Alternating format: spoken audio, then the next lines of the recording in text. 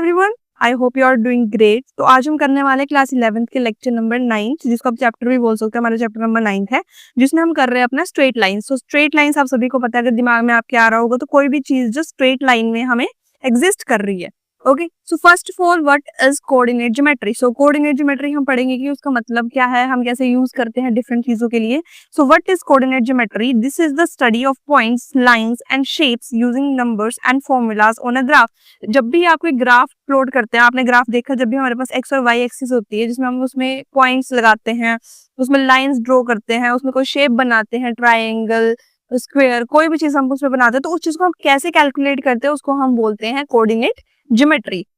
हम नेक्स्ट चीज है हमारी इंपॉर्टेंट फॉर्मूलाज टू रिमेंबर। सबसे पहली बात ये आती है कि डिस्टेंस बिटवीन टू पॉइंट्स। मेरे को कोई भी ग्राफ है, मुझे ग्राफ में 2 पॉइंट्स दिए हुए हैं, तो मुझे उन दोनों का डिस्टेंस फाइंड आउट करना है कि उन दोनों के बीच में एटलीस्ट उनके बीच में डिफरेंस कितना है। So if the points are x1 y1 and x2 y2, for example ये वाला मेरा है x1 y1 और ये वाला मेरा है x2 y2, तो इस केस में क्या करूंगी मैं, उस केस में इन दोनों का डिस्टेंस फाइंड आउट करने के लिए मैं करूंगी distance is equal to under root of x2 minus x1 का whole square plus y2 minus y1 का होल स्क्वायर। मैं इन दोनों के करूंगी, इनका स्क्वायर करूंगी, इसका भी स्क्वायर करूंगी y का, और साथ में प्लस कर दूंगी उन दोनों वैल्यूज को, तो मेरे पास क्या जाएगा, उसका डिस्टेंस आ जाएगा। अगर मुझे उन दोनों का मिड पॉइंट फाइंड आउट करना है, कि फॉर एग्जांपल अगर मैंने इन दोनों को ज्वाइन कर दिया और मुझे इनका बीच का मिड पॉइंट जानना है कि इन दोनों की लाइन का मिडिल वैल्यू क्या है, सो उस केस में मैं क्या करूंगी, x1 plus x2 divided by 2 और y1 plus y2 divided by 2, तो मुझे क्या मिल जाएगी, x और y की न्यू वैल्यूज बन जाएगी, मतलब वो वैल्यू मेरे को यहाँ पर बीच में बताएगी कि वो वैल्यू उसका मिड पॉइंट क्या है। Third one is area of triangle using points. अब हम area of triangle, for example अब मैंने ग्राफ में ट्राइंगल बना दिया, 3 है मेरे पास, मैंने ट्राइंगल बना दी, उस चीज का मुझे क्या बनाना है, क्या फाइंड आउट करना है, एरिया फाइंड आउट करना है। सो एरिया फाइंड आउट करने के लिए हम क्या करेंगे, 1/2 x1 को मल्टीप्लाई करेंगे y2 माइनस y3। यहाँ पर मोड का साइन है, मोड मीन्स होता है कि जो भी आपकी वैल्यू आएगी वो क्या हो जाएगी, चेंज हो जाएगी। फॉर एग्जांपल अगर आपकी -2 आती है तो वो +2 हो जाएगी, अगर 2 ही आता है मतलब पॉजिटिव वैल्यू ही आती है तो वो चेंज नहीं होगी। इसमें सिर्फ जो नेगेटिव साइन होता है वो पॉजिटिव में हो जाता है, तो इसका मतलब मोड होता है। ओके, नाउ इसके बाद x2 y3 माइनस y1। अब आपने एक चीज नोटिस की, अगर मैं x1 को मल्टीप्लाई कर रही हूँ y के कोऑर्डिनेट्स के साथ, तो x1 है तो यहाँ पर y2 y3 है, y1 नहीं है। सो ये ध्यान में रखना, x2 है तो यहाँ पर y2 नहीं है, मींस y3 एंड y1 है, x3 है तो y1 और y2 है, इन दोनों को माइनस करना है। आफ्टर दैट अब हम कर रहे हैं 9.2 slope of a line which is straight. आपने नॉर्मली देखा होगा कि जब भी हम कोई ग्राफ बनाते हैं तो उसमें क्या होता है, टिल्ट होता है, टिल्ट ऑफ या slope of a line. For example मेरे पास एक ग्राफ है, मैं इसको बोलूँ ये है मेरे पास, तो इसमें जो स्लोप ये जो बन रही है इस चीज को हम बोलते हैं स्लोप ऑफ अ लाइन। अब इसमें स्लोप जो है वो डिनोट की जाती है m से, that tells how steep a line is. ये हमें बताती है कि हमारी लाइन जो वो कितनी टिल्टेड है, कितनी स्टीप है। इफ यू नो 2 पॉइंट्स, अगर आपके पास 2 पॉइंट्स की वैल्यू पता है, मतलब x1 x2 और x2 और y2 2 पॉइंट्स दिए हुए हैं, जैसे अभी हमने बात करी, ये मेरे पास 2 पॉइंट्स है, या मैंने ऐसे मान लिए, मुझे फाइंड आउट करना है कि कितना स्टीप है, तो ये मेरे पास x2 y2, ये मेरे पास x1 y1 वैल्यू है, तो इस दोनों के बीच में मुझे स्लोप फाइंड आउट करनी है, तो मैं क्या करूंगी, m is equal to, formula देखना एक बार ढंग से, y2 minus y1 divided by x2 minus x1, तो ये मेरे पास क्या आ जाएंगे, इसके फॉर्मूलाज हैं। अब इसके बाद जो हमारा नेक्स्ट है टॉपिक, वो है हमारी इजी ट्रिक्स क्या है to find out the lines. अब हम इसमें देखेंगे some of the interesting things. तो पहली बात ये है हमारा, ये फर्स्ट है which is flat line. Flat line means जब भी आपके पास कोई लाइन, देखो ये मेरे पास मैंने एक्सिस बना रखी है, ये मेरे पास एक्सिस है, ये मेरी एक्स एक्सिस है, मेरी वाई एक्सिस है।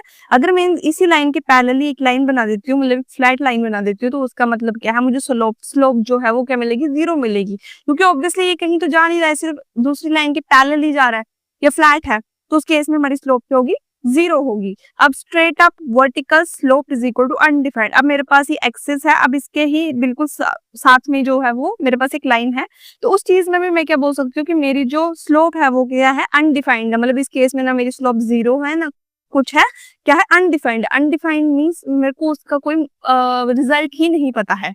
ओके, ना पॉजिटिव स्लोप क्या होती है, गोज अप। अब आप देख सकते हो यहाँ पर जो मेरी एक्स एक्सिस है, ये मेरी एक्स एक्सिस है, ये मेरी वाई एक्सिस है, तो यहाँ पर जो लाइन जा रही है वो ऐसे जा रही है, वो यहाँ जा रही है नेगेटिव वाई से लेकर पॉजिटिव एक्स और वाई के बीच में जा रही है। सो इसको बोलेंगे पॉजिटिव स्लोप। नेगेटिव स्लोप मतलब जब ये नेगेटिव से होके नेगेटिव में ही जा रही है, तो इसको हम बोलेंगे negative slope, means goes down. अब नेक्स्ट है हमारे पास लाइंस आर, लाइंस हैं क्या? So lines are parallel if slopes are equal. अगर हमारी स्लोप्स जो है वो इक्वल है तब हम उसको क्या बोल सकते हैं कि हमारी लाइन क्या है, पैरेलल है। अब इस केस में अगर आप देखोगे तो मेरी लाइन जो है वो एक दूसरे के पैरेलल है, इस केस में भी पैरेलल, तो मैं बोल सकती हूँ कि मेरे जो लाइन है वो क्या है, पैरेलल्स है। Now perpendicular if product of slopes is -1, okay, मतलब समझ लो m1 इंटू m2, मतलब मेरे पास दो स्लोप्स है m1 और m2, अगर उन दोनों को मल्टीप्लाई करूं तो उनका रिजल्ट क्या आएगा, -1। अब 9.3 क्या है मेरे पास, अब नेक्स्ट हम टॉपिक करते हैं, जिसका है different forms of line equations. अब different form of line equations होती है, कुछ अलग अलग फॉर्म्स होती है। पहले हम कर रहे हैं point slope form. Point slope form होती है कि जिसमें हमारे पास सिर्फ पॉइंट दिया होता है और हमें उसकी स्लोप फाइंड आउट करनी होती है।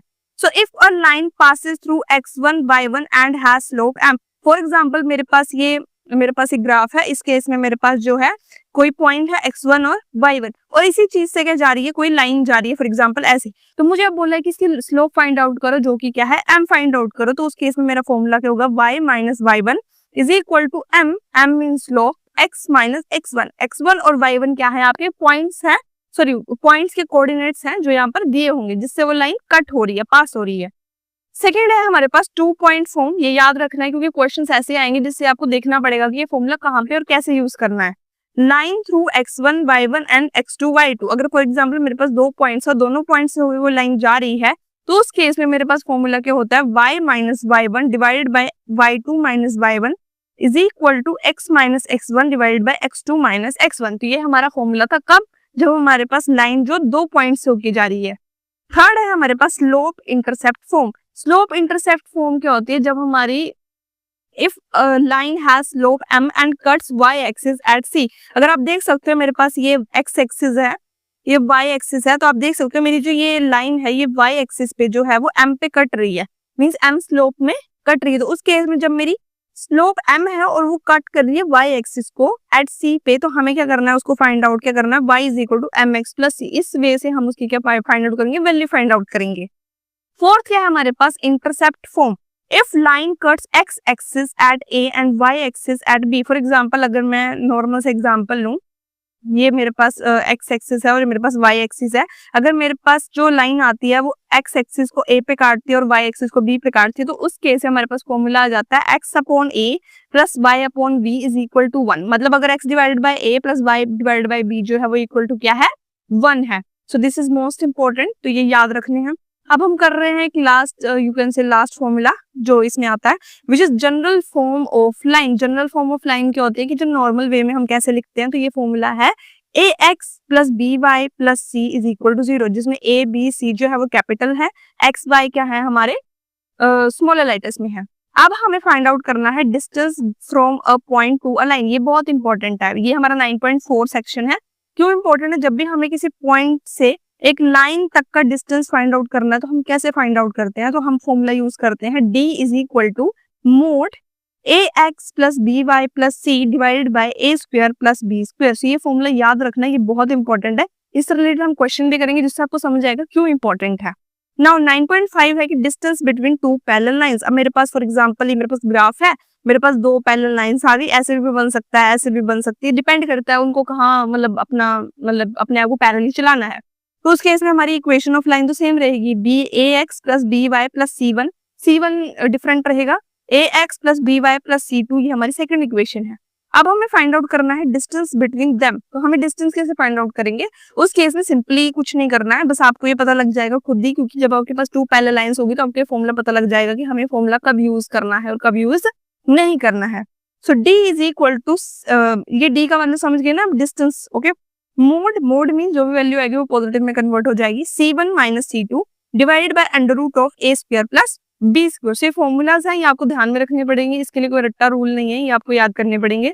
अब हमारे पास एग्जांपल्स हैं, ये एग्जांपल प्लीज समझ लेना, बिकॉज इसी एग्जांपल से समझ आएगा कहाँ पर क्या चीज यूज करनी है। So find slope of line through 1 2 and 3 6। अगर आपने स्टार्टिंग में अगर नोटिस किया होगा, हमने एक फॉर्मूला पढ़ा था।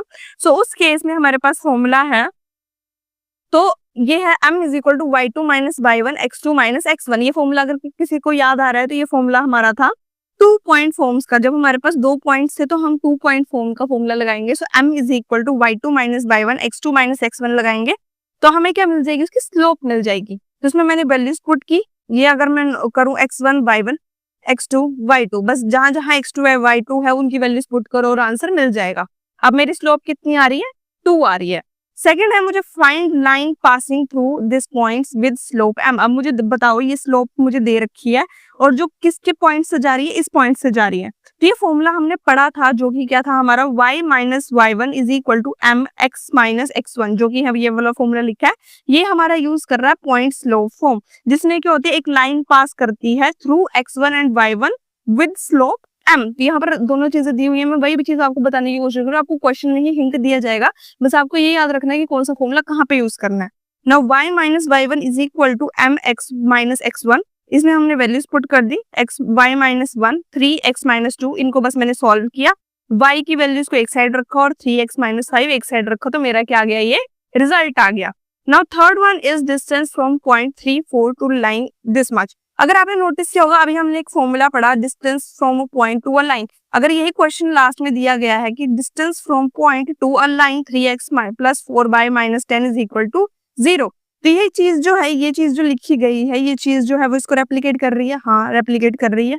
तो इस चीज में हम क्या कर सकते हैं, हमारे पास a क्या दिया हुआ है, a 3, b जो है हमारा 4 है और c कितना है हमारा -10। अब आप सोचोगे हमारा -10 क्यों है, क्योंकि अगर आपने फॉर्मूला में पढ़ा था तो हमारा जो फॉर्मूला में था ये वाला था, ये पॉजिटिव वैल्यू थी। यहाँ पर जो दी हुई है वो है negative value. So negative value में आप नेगेटिव वैल्यू लोगे, आपके पास कोई चारा नहीं है। अगर आप इसको छोड़ दोगे आपका पूरा आंसर गलत हो जाएगा। ये है आपका x और y, गॉट इट। सो ये x और y है, ये आपके फॉर्मूलाज है। आपको यहाँ पर से a b c की वैल्यू लेनी है, यहाँ से आपको x और y की वैल्यू लेनी है। अगर उसके बाद आपको under root of a square plus b square निकालना है। उसके बाद मेरे पास वैल्यू आ गई 19 divide by 5 is equal to 3.8। So ऐसे ही आप निकालते हो डिफरेंट फॉर्म्स के लिए, बस आपको ध्यान रखना है कौन सी जगह पे कौन सा फॉर्मूला यूज होना है, and it is very simple. Okay, so मिलते हैं हम नेक्स्ट वीडियो में, तब तक के लिए bye bye and have a nice day.